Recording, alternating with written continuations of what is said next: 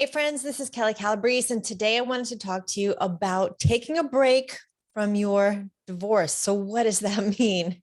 We're actually coming into a holiday weekend as I'm recording this. And when you're going through a divorce, it is hard, it is difficult, it is more challenging than you could ever imagine. Unless you've personally gone through this before, you have no idea how hard it's going to be. So, I'm not trying to minimize that.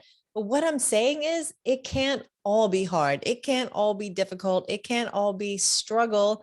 And you don't need to be suffering the entire time. It's really important to take intentional breaks from your divorce. So while there is a lot going on and there may be mediation and dealing with attorneys and your soon to be ex and kids and moving and all the things, make sure that you're giving your mind, your body, and your spirit a break from your divorce. So, for example, everyone you meet does not need to know about your story. They don't need to know this is the season of your life that you are in.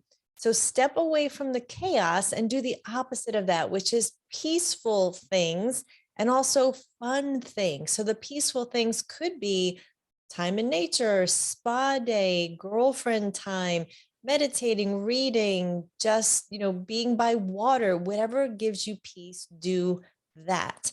Be around people that are fun. We all need those fun girlfriends or guy friends, but we do need to laugh and have fun. It is important. Go to a comedy show, go watch a funny movie, and just hang out with people that make you laugh. Go to a lake house, do anything but sit there and think about your divorce and feel like a victim.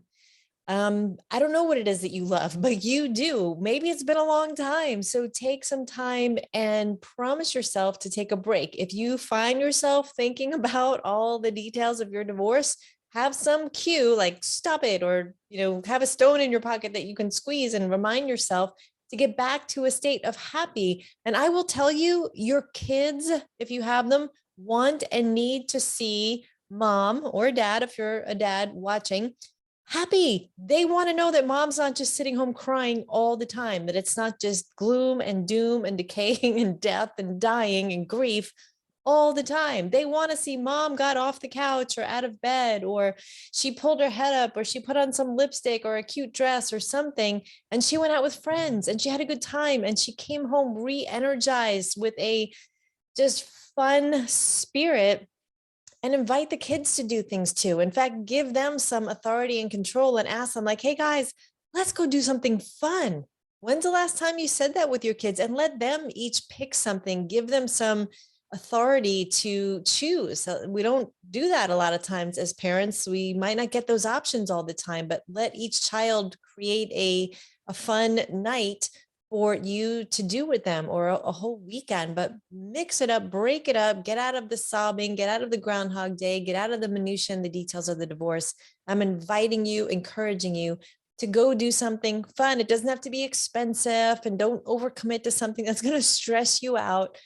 But go do something that gives you peace and joy, and you can just forget about your divorce for a while, throw caution to the wind, go run on a beach, water ski, play volleyball, go dancing, do something. So I'm challenging you to take a break, do something fun, post something below what you are willing to do. I'd love to hear any ideas that you have and how you felt after taking a break from your divorce.